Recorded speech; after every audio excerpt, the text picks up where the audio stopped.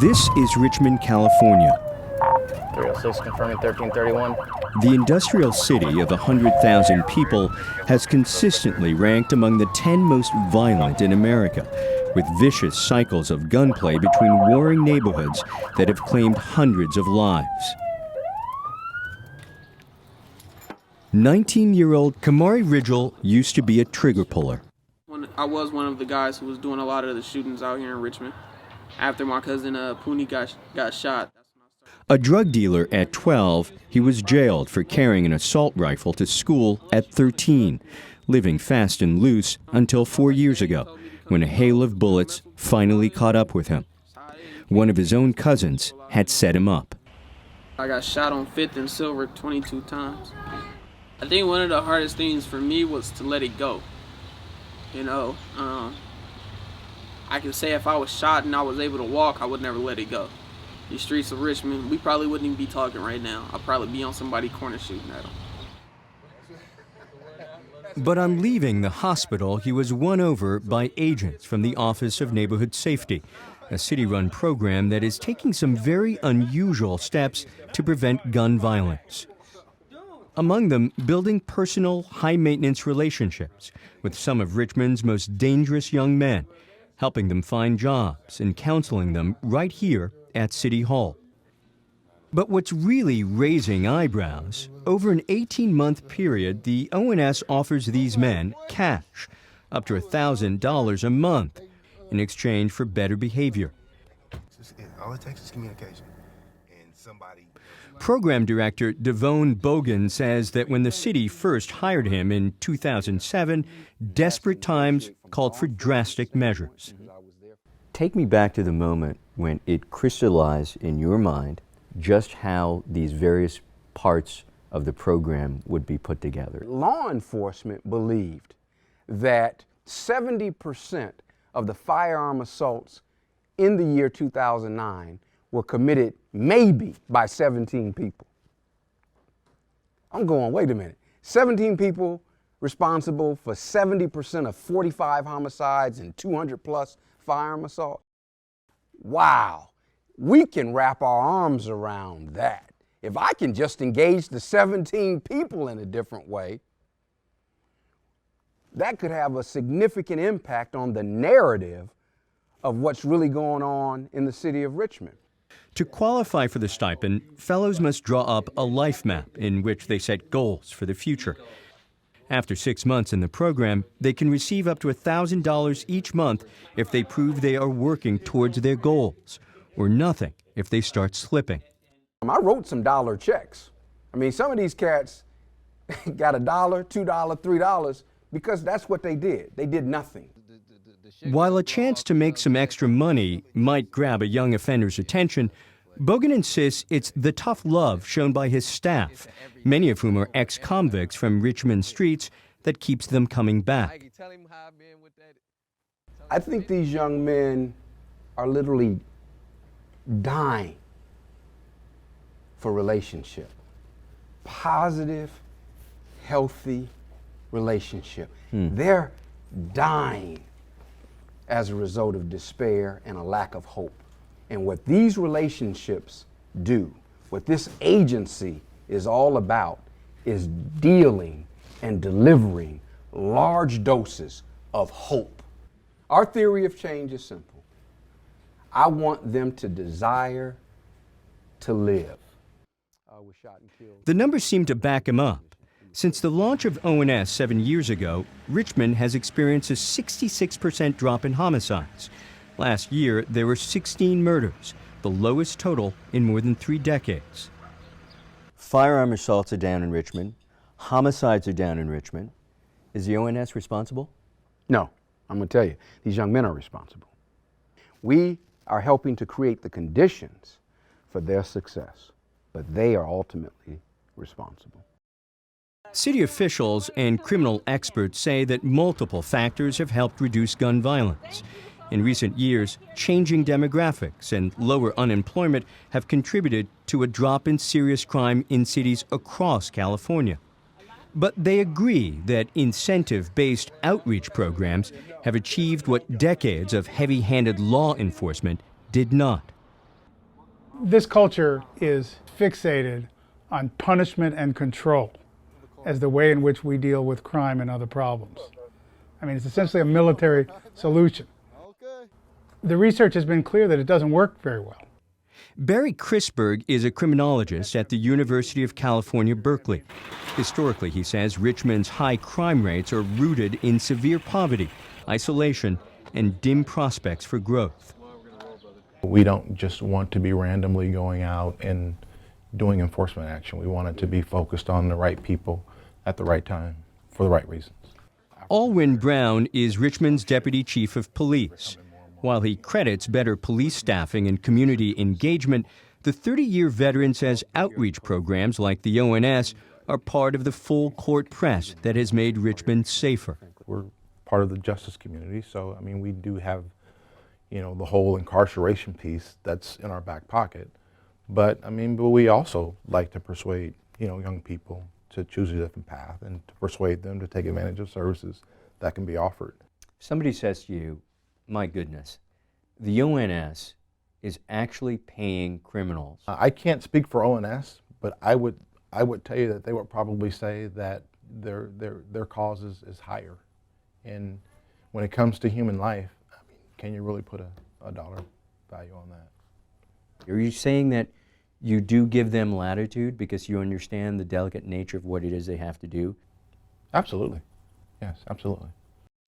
That latitude was tested in October 2011 when two rival groups showed up at the ONS office in City Hall at the same time. A brawl broke out behind closed doors. No charges were filed. How come Mr. Bogan let that happen? You mean to tell me he doesn't have enough control of the people that are most likely to shoot to not fight in their office? Corky Bouzet is a Richmond City Councilman and vocal critic of the ONS. I need to see some success stories that are productive citizens in the community. That's all I'm asking. Show me where they're working. Show me a check stub. Bogan says Bouzet is missing the point about the brawl incident. Instead of pulling guns, two groups locked in a blood feud used their fists. I saw it as progress, man. I saw it as progress that they fought. I'm grateful, and I don't want to belittle how grateful I am to them that it didn't escalate to something more. Is it the ONS's objective, or should it be, to make sure that the men who come through this system ultimately get long-term employment? No. We have fellows who have jobs, and they shoot people. Our job is to create an environment where these young men stop shooting. Devon Bogan is proud of the fact that some of the felons in his 18-month program have gone on to attend four-year colleges. But his real metric for success is more stark. Of the 68 at-risk males that have entered the program, 64 are still alive. That's your life. That sounds like a pretty good percentage. Dang right. Particularly when you consider that these are the most lethal young men walking the streets of Richmond. Rennell Robinson, a current ONS fellow from Central Richmond, is on probation after serving time for attempted murder.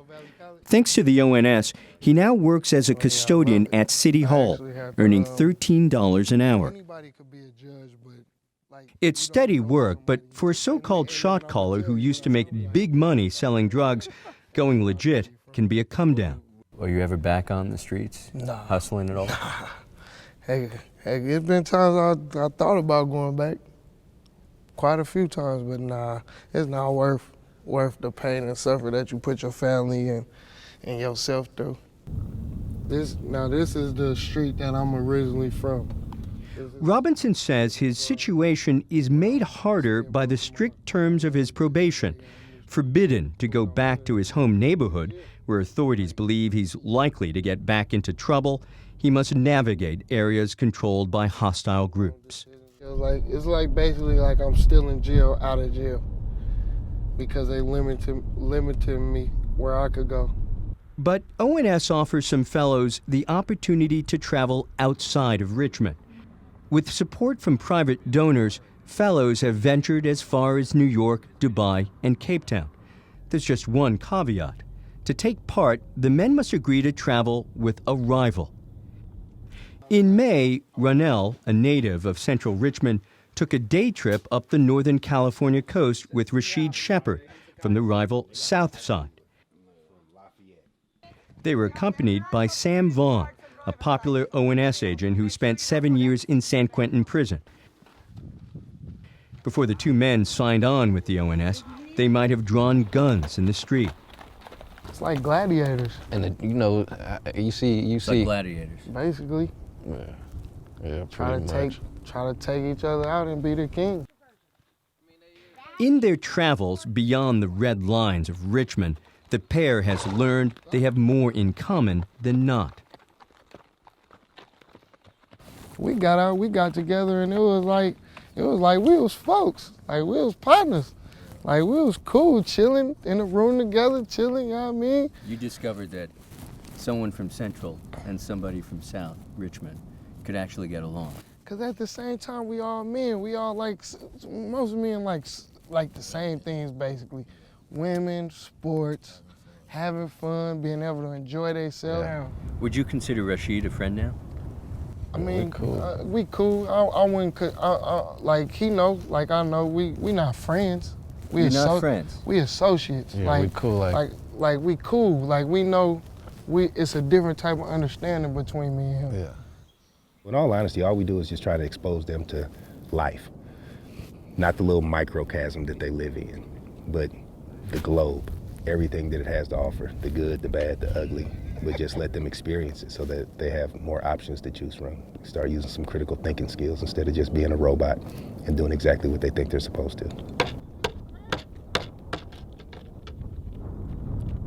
What if I could right now produce to you a couple names of people who went through that system who say that as a result of having direct relationships with the people at that office, the ONS, they are much less likely to commit crimes now. If ONS goes out of business tomorrow, how many people would be back on the street that don't have a job? How many? And where are they going to go from there? How are they going to make a living? You know, one thing that happens in the black community that irritates the heck out of me What's that? is we always make false promises to people of color. Always. Bogan says the ONS has come too far to let that happen, with city officials and private donors who fully support its mission. It takes a heavy backbone, a strong backbone, to get through the politics of what it took to create this office and sustain and maintain its existence. What does Richmond look like tomorrow, 5 years from now, 15 years from now? Oh, gun violence will be eliminated. No more gun violence No more gun in violence. Richmond. Yeah. You say that without any doubt. Can't get up every morning and do the kind of work that we do and not believe that 150%. Can't do it. We wouldn't be where we are today if 6 years ago we didn't believe we'd be here today. Barry Chrisberg believes that other U.S. cities can learn from Richmond's example. When I think about the out-of-the-box approach in Richmond, it's that they understand that violence is not just evil acts by evil people, but there's a culture of violence that descends on a community. And if you're really going to the only way to really bring the rates down is you've got to change that culture. You keeping the peace, and you're also... This guy from the other side of Richmond, we seen him. My boy told me who he was, and I remembered him. And then I told my boy, I was like, tonight gonna be the night he died. We went and got a gun. We seen him walking. Then I just walked up on him and shot at him. Then he ran. You missed him? I missed him. It's a good thing you're a bad shot. Yeah, that night. 4 years after linking up with the ONS, Kamari Ridgel has started mentoring youth in North Richmond, one of the poorest, most gun-violent neighborhoods in the Bay Area. He's very honest about his past and what made him change. And when old temptations arise, he says relationships he's built with ONS staff keep him in line. Today, I'm way different than the guy I was. I'm not the hothead, ready to rob, kill a person for nothing. You know, I'm in college, going to be a businessman. I got a business mindset. The streets taught me that. Just drop him off at where Sam's supposed to be at. Don't tell him. Life is bigger than Richmond. Life is bigger than life in itself, you know? But you gotta make life that big, you know? You gotta leave, you gotta get outside of Richmond. Michael Oku, Al Jazeera, Richmond, California.